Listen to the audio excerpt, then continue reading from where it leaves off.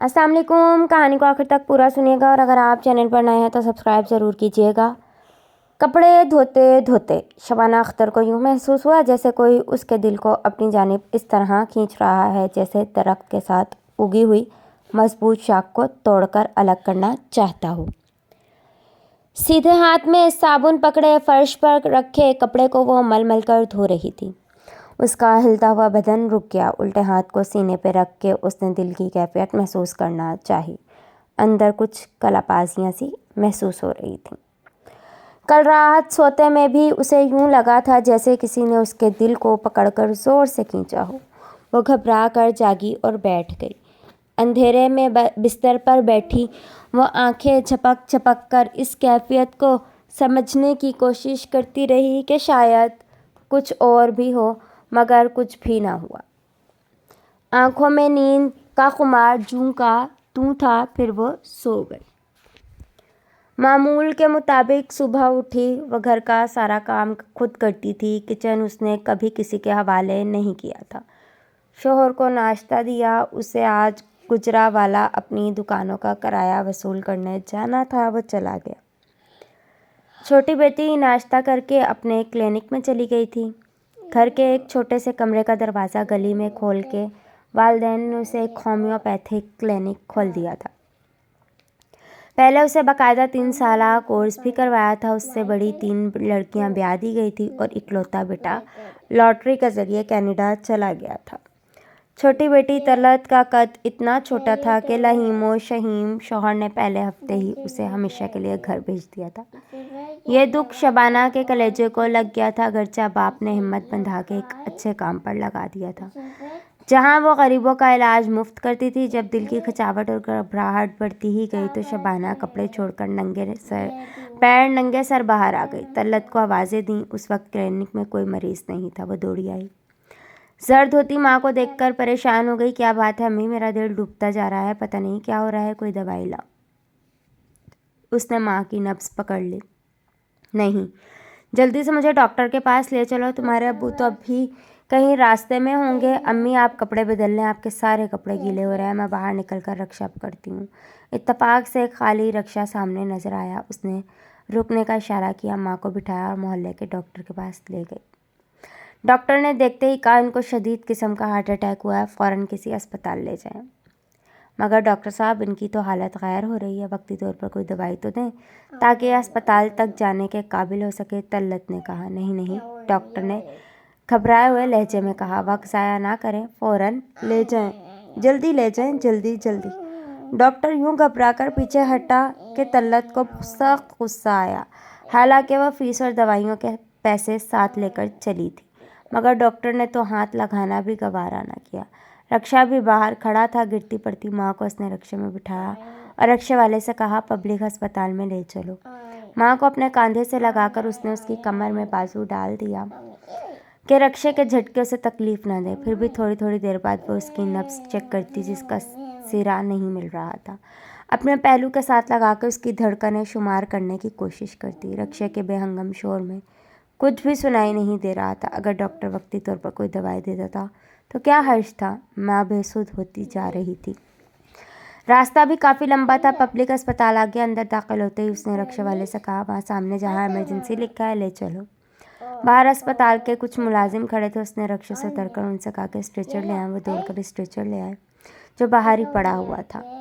उसने रक्षा वाले को पैसे दिए और कराती हुई माँ को उन लोगों की मदद से स्ट्रेचर पर लिटा दिया और उन्हें सारा माजरा सुनाया और पूछा कि अब आगे क्या करना है। इतने में यूनिफॉर्म में मलबूस एक आया किस्म की औरत भी आ गई। उसने देखा औरत मरीज़ा है तो बाकायदा स्ट्रेचर को चलाकर उनके साथ अंदर आ गई। फिर उसने तलत को बताया कि सीढ़ियाँ चढ़कर डॉक्टर कदीर का दफ्तर है जो इमरजेंसी वार्ड में 24 घंटे रहते हैं। उनके पास जाएं, उनसे चिट लाएं या उनको साथ लेकर आएं। फिर वह जहाँ कहीं गई वो मरीज़ा को ले जाएंगे। तलत घबरा गई। मैं ऊपर जाऊंगी, मेरी माँ यहाँ अकेली पड़ी रहेगी। हाय बीबी आपा ने आगे आकर कहा, हम किस मर्ज़ की दवाएं, हमारा यही काम है, मरीज़ों के पास खड़े होना, इनकी हिफाजत करना। आप दौड़कर जाएं, देर ना करें। तलत अपनी माँ को इनके पास छोड़कर ऊपर चढ़ गई। ڈاکٹر صاحب دفتر میں موجود نہ تھے، وارڈ کا راؤنڈ لینے گئے ہوئے تھے۔ ان کو ڈھونڈ کر بتانے اور لانے میں تقریباً 1 گھنٹہ لگ گیا تھا۔ ڈاکٹر صاحب نیچے آئے، جلدی جلدی مریضہ کو دیکھا، مگر مریضہ تو رکشے سے اترنے کے بعد ہی اپنی منزل پر روانہ ہو گئی تھی۔ پھر بھی ڈاکٹر صاحب نے اسے اچھی طرح دیکھا۔ نرس سارے آلے وہیں اٹھا لائی تھی۔ ساری کوششوں کے بعد ڈاکٹر نے ہمدردی سے طلعت کی طرف دیکھا اور کہا آئی ایم سوری، تو طلعت کی چیخیں نکل گئیں۔ ماں، یہ تو نے کیا کیا؟ ڈاکٹر کا انتظار بھی نہ کیا، طلعت کا رد عمل قدرتی تھا۔ ڈاکٹر نے نرس سے کہا جب ذرا سکون میں آئیں تو انہیں دفتر میں لے آئیں، ضروری کارروائی کر کے انہیں کاغذات دے دیے جائیں گے۔ تھوڑی دیر چیخ چلا کر طلعت نے پرس میں سے اپنا موبائل نکالا تاکہ باپ کو اطلاع دے، مگر ان کا نمبر ابھی تک بند مل رہا تھا۔ نرس اسے ساتھ لے گئی، کاغذات بنا کر دیے اور ایمبولینس پر میت لے جانے کی اجازت بھی لکھ کر دے دی۔ روتی ہوئی طلعت ماں کی لاش کے پاس آ گئی۔ اس وقت اسپتال کا ایک ملازم خود اسٹریچر کے پاس آ گیا۔ طلعت نے پوچھا ایمبولینس کہاں سے ملے گی؟ اس آدمی نے جس کا نام سراج الدین تھا باہر نکل کر دفتر کا راستہ بتایا کہ پرمٹ وہاں دکھا دیں، ایمبولینس آپ کے ساتھ ہی آ جائے گی، مگر میری امی یہاں اکیلی پڑی رہیں گی، اس نے روتے ہوئے کہا۔ ہائے بی بی جی، ہم کس مرض کی دوا ہیں؟ آیا نے پھر اسی انداز میں کہا۔ ہم یہاں آپ کی خدمت کے لیے ہی کھڑے ہیں جی، آپ جائیں، جلدی جلدی جانے کا بندوبست کریں۔ جب وہ ایمبولینس کے دفتر کی طرف جا رہی تھی اس کے والد کا فون آ گیا۔ وہ ابھی گجرانوالہ پہنچے ہی تھے۔ اس نے رو رو کر ساری ببدا اپنے والد کو سنائی۔ اس نے کہا وہ ابھی اسی بس سے واپس آ رہا ہے، اس کے آنے تک حوصلے سے سارے کام کرے۔ طلعت کے جاتے ہی آپا حنیفہ بیگم نے لاش کے اوپر پڑی ہوئی چادر اس طرح ہٹائی کہ اس کے چہرے اور کلائیوں کا جائزہ لے لیا۔ پھر کوئی بات سرگوشی کے انداز میں سراج الدین کے کان میں کہی۔ سراج الدین باہر نکل کر ایمبولینس کے دفتر کی جانب منہ کر کے کھڑا ہو گیا۔ حنیفہ بیگم نے بڑی مہارت سے لاش کی کلائیوں میں پہنی ہوئی سونے کی 12 چوڑیاں اور دونوں انگوٹھیاں اتار لیں۔ کانوں کے ٹاپس رہنے دیے کہ ان پر کسی وقت بھی نظر جا سکتی تھی۔ ابھی سراج الدین کی طرف سے ایمبولینس روانہ ہونے کا سگنل نہیں ملا تھا، اس لیے وہ جلدی سے نزدیکی غسل خانے میں گھس گئی۔ 12 چوڑیاں اور دونوں انگوٹھیاں اس نے ازاربند کے ساتھ باندھ لی اور شلوار کے اندر بنائی گئی ایک جیب میں ڈال کے اطمینان سے باہر آ گئی۔ طلعت کے والد نے کئی عزیزوں کو اطلاع دے دی تھی، اس لیے ایمبولینس میں بیٹھی طلعت ٹیلی فون وصول کرتی اور روتی رہی۔ سراج الدین اور حنیفہ نے بڑی ہمدردی کے اور خلوص کے ساتھ ایمبولینس میں میت لٹانے کی کارروائی کی، بلکہ حنیفہ تو طلعت کے گلے لگ کر روئی اور اسے تسلیاں بھی دیں۔ موت کی خبر پھیلتے ہی گھر مہمانوں سے بھر گیا تھا۔ محلے میں جس نے بھی سنا چلا آیا۔ جب بیٹیاں آ گئیں تو نہلانے اور کفنانے کا مرحلہ شروع ہوا۔ ماں کے بدن پر پانی ڈالتی بڑی بیٹی رفاقت چونک گئی۔ طلعت کو بلایا اور کہنے لگی امی تو ہمیشہ 12 چوڑیاں اور ہاتھوں میں 2 انگوٹھیاں پہنے رکھتی تھیں، کہاں ہیں وہ؟ ہاں، طلعت نے حواس باختہ ہوتے ہوئے ان کے کانوں کی طرف دیکھا۔ یہ 2 ٹاپس ہیں، رفاقت نے اسے دکھائے۔ ابھی نہانے والی نے ان کے کانوں سے اتار کر دی ہے تو مجھے چوڑیاں اور انگوٹھیوں کا خیال آیا۔ ہاں آپا، جب میں انہیں رکشے میں ڈال کر لے کر گئی تھی کئی بار ان کی نبض دیکھی تھی اور ہر بار چوڑیاں ہٹا کر ہی دیکھی تھی، اس وقت انگوٹھیاں ان کے ہاتھوں میں تھیں، اور جب ایمبولینس لا رہی تھی اس وقت دیکھی تھی۔ سچی بات ہے آپا، مجھے کہاں ہوش تھا۔ طلعت پھر زور زور سے رونے لگی۔ میں اکیلی تھی، کوئی بڑا بھی پاس نہیں تھا، بھاگتی ادھر جاتی بھاگتی ادھر جاتی۔ اس پر فون بھی آنے لگے تھے، اور کون تھا میت کے پاس؟ ہاں، اس نے دوپٹے سے آنکھیں صاف کیں۔ ہسپتال کی ایک آیا تھی جو وہاں صفائی کا کام کرتی ہے، اور ایک مددگار تھا۔ طلعت نے ساری تفصیل بہن کو بتائی۔ مزید باتیں کرنے کا وقت نہیں تھا، اس مرحلے میں ہر کام کا وقت متعین ہوتا ہے، مگر یہ ذرا سی تشویش بھری خسر پسر سارے گھر میں پھیل گئی۔ ہائے ہائے، ہسپتال میں کسی نے میت کی چوڑیاں اتار لیں، توبہ توبہ، استغفر اللہ۔ سوئم کے بعد دونوں بہنیں رفاقت اور طلعت ہسپتال چلی گئیں، اسی طرح رکشے میں بیٹھ کر۔ سامنے 2-3 ملازم کھڑے تھے۔ طلعت بہن کو لے کر اس طرف بڑھی۔ سب کو غور سے دیکھا، ان میں سراج الدین کو پہچان گئی۔ آپ کو معلوم ہے پرسوں میں اپنی امی جان کو لے کر آئی تھی اور وہ یہاں آتے ہی فوت ہو گئی تھی۔ بی بی جی، یہاں روزانہ سینکڑوں مریض آتے ہیں، کچھ فوت بھی ہو جاتے ہیں، اب ہم کس کس کو یاد رکھیں؟ بھئی تمہارے ساتھ ایک عورت بھی کھڑی تھی یہاں، تم دونوں نے میری بڑی مدد کی تھی۔ بی بی، ہمارا کام خدمت کرنا ہے، جو بھی آتا ہے اس کی بڑھ کر خدمت کرتے ہیں۔ بات کیا ہے بی بی؟ ایک نئے خدمتگار نے بڑھ کر پوچھا۔ ہماری امی کی کلائیوں سے کسی نے سونے کی 12 چوڑیاں اور 2 انگوٹھیاں اتار لی تھیں۔ توبہ توبہ، اللہ معاف کرے بی بی جی، آپ کیا کہہ رہی ہیں؟ اگر ہسپتالوں میں ایسی حرکتیں ہونے لگیں تو خدا کا قہر نہ نازل ہو جائے۔ مگر وہ عورت کہاں ہے؟ کون سی عورت بی بی جی؟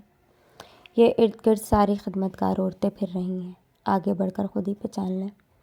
پوچھنا، پھر قصہ دہرانا، پھر ایک جیسے رد عمل کا اظہار ہونا، ہائے ہائے کے سوا کچھ نہ ملا۔ دونوں بہنیں ملال لیے گھر آ گئیں۔ حنیفہ بیگم نے گھر جاتے ہی 1 ہفتے کی عرضی بھیج دی تھی کہ میری بیٹی شدید بیمار ہے اور میں کاموں کی جا رہی ہوں۔ یہ عرضی لے جانے والا سراج الدین تھا۔ حنیفہ کاموں کی چلی گئی۔ اس کا داماد مقصود علی کسی سرکاری دفتر میں چپڑاسی تھا۔ اس کی شادی کو 3 سال ہو گئے تھے اور اس نے جہیز میں موٹر سائیکل مانگی تھی۔ شادی کے وقت حنیفہ نے موٹر سائیکل نہیں دی تھی، مگر اس نے وعدہ کر لیا تھا کہ 1 سال بعد لے دے گی۔ اب ان کا ایک بچہ بھی ہو گیا، اس لیے اس کے داماد نے صاف کہہ دیا تھا کہ اگر موٹر سائیکل نہیں لے کر دینی تو اپنی بیٹی کو بچے سمیت لے جاؤ۔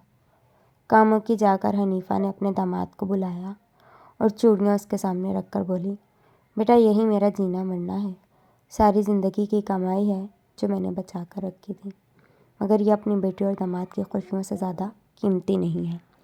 بیٹا تم یہ چوڑیاں بیچ کر موٹر سائیکل لے لو، مجھے کوئی اعتراض نہیں ہوگا۔ اماں تو کتنی چالاک ہے، تو نے شادی پر یہ چوڑیاں مجھے کیوں نہیں دیں؟ اسی دن کے لیے رکھ چھوڑی تھی، اب بھی تجھے نہیں اپنے داماد کو دے رہی ہوں۔ اس نے بیٹی کے ہاتھ سے چوڑیاں چھین لی جو بار بار پہن کر دیکھ رہی تھی اور داماد کی گود میں رکھ دیں۔ حنیفہ کے جانے کے بعد بیٹی اور داماد سوچ میں پڑ گئے۔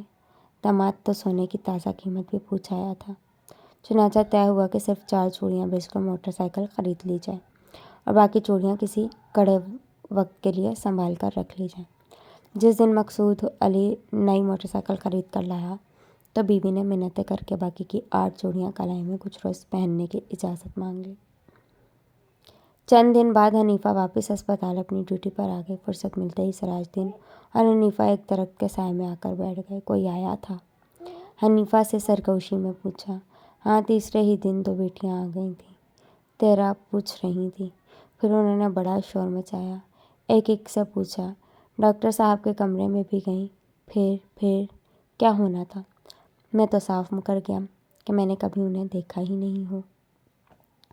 میرا پوچھا تھا انہوں نے؟ ہاں، جس کے ساتھ تو گلے لگ کر رو رہی تھی اس نے بار بار پوچھا تھا، تو نے کیا کیا؟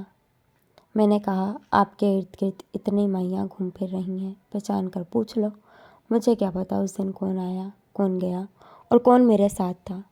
سراج اور حنیفہ کہکا لگا کر ہنسنے لگے۔ اچھا اب مستی مت کر، نکال میرا حصہ۔ سراج، سچ بات بتاؤں، تجھے تو پتہ ہے میں نے آزار بند کے ساتھ باندھ کر چوڑیاں لٹکا لی تھیں، مگر گرا ذرا ڈھیلی لگی۔ جب میں جا رہی تھی تو مجھے پتہ ہی نہیں چلا، ایک ایک کر کے چوڑیاں بس کے اندر ہی گر گئیں۔ وہ تو جب ایک مسافر نے ایک چوڑی اٹھا کر شور مچایا تب مجھے پتہ چلا۔ تو بکواس کرتی ہے، سراج الدین چلایا۔ تیری نیت بدل گئی ہے، تو کمینی ہو گئی ہے، کمذات، بے غیرت۔ میں تجھے ابھی پکڑواتا ہوں۔ حنیفہ نے جیب سے 2 انگوٹھیاں نکال کر ہتھیلی پر رکھی اور بولی، تو یہ لے لے، قسم سے یہی بچی ہیں، میں تیرا گلا دبا دوں گا۔ شور مچائے گا تو اپنا ہی کچھ بگاڑے گا۔ تو بھی اس واردات میں شامل تھا۔ تیرے پاس کوئی ثبوت نہیں ہے، میں تجھے ذلیل کرواؤں گا۔ سراج، اپنے آپ کو قابو میں رکھ، میں بھی MS کو بتا دوں گی۔ پچھلے ہفتے جو نوجوان حادثے میں گزر گیا تھا، تو نے ایمرجنسی وارڈ میں اس کی 2.5 لاکھ کی گھڑی اسی وقت اتار لی تھی۔ وہ لوگ گھڑی ڈھونڈتے رہے تھے، یاد ہے ان کا رونا دھونا؟ کمینی عورت، میں نے اس میں سے تجھے حصہ دیا تھا۔ کتنا دیا تھا؟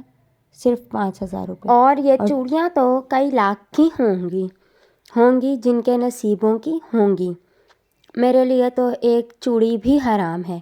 اللہ کرے تیرے کفن پر لگیں۔ حنیفہ سراج کے منہ سے جھاگ نکل رہی تھی اور بغیرت مردوں کے زیور اور گھڑیاں چرانے والوں کی بددعائیں نہیں لگتیں۔ حنیفہ زور زور سے ہنسنے لگی۔ دیکھ سراج، ہم دونوں کا موجو لگا ہوا ہے، کبھی تو پلہ مار لیتا ہے اور کبھی میرا داؤ لگ جاتا ہے۔ غصہ نہ کھا، میں نے پتہ کروایا ہے، یہ انگوٹھیاں 2 لاکھ کی ہیں۔ 1 لاکھ بھی تجھے مل جائے تو عیش کرے گا، ورنہ سراج غصے سے پھنکارا، ورنہ گندگی میں پتھر پھینکے گا تو چھینٹے تیرے اوپر بھی آئیں گے۔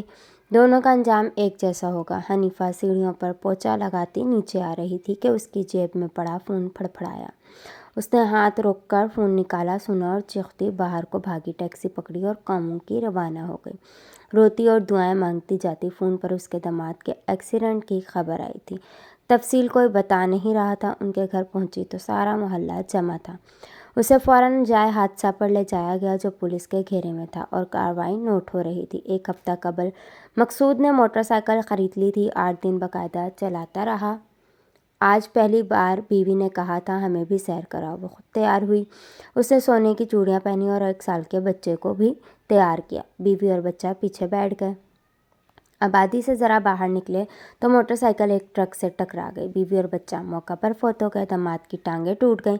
پھر پولیس ابھی تک اس بات کا سراغ نہیں لگا سکی تھی کہ پیچھے بیٹھی ہوئی عورت کی پوری کلائی کون کاٹ کر لے گیا تھا اور کیوں۔ ادھر پبلک اسپتال کے پچھواڑے کوڑا کرکٹ چننے والوں کی جھکیوں کے آس پاس پھٹے پرانے کپڑوں میں ایک عورت نظر آئی جس کے ہاتھ میں ایک گڑیا ہوتی ہے۔ ہمیشہ گڑیا کا ایک بازو ٹوٹا ہوا ہوتا ہے۔ وہ عورت دیوانہ وار راہگیروں، موٹر والوں اور سائیکل والوں کے پاس جاتی ہے اور کہتی ہے میری بیٹی کا بازو واپس دلا دو، اللہ کے واسطے میری بیٹی کا بازو واپس دے دو، چوڑیاں رکھ لو، کلائی دے دو، میری اکلوتی بیٹی رو رہی ہے دیکھو۔ وہ گڑیا کو آگے کرتی ہے، روٹی نہیں کھا سکتی، بچے کو دودھ نہیں پلا سکتی، خدا کے لیے میری بیٹی کی مدد کرو، وہ ساری رات روتی رہتی ہے، مجھے سونے نہیں دیتی، بیچاری پاگل ہے۔ یہ کہتے ہوئے لوگ گزرتے ہیں اور وہ ہواؤں کے پیچھے بھاگتی ہے۔ اللہ حافظ۔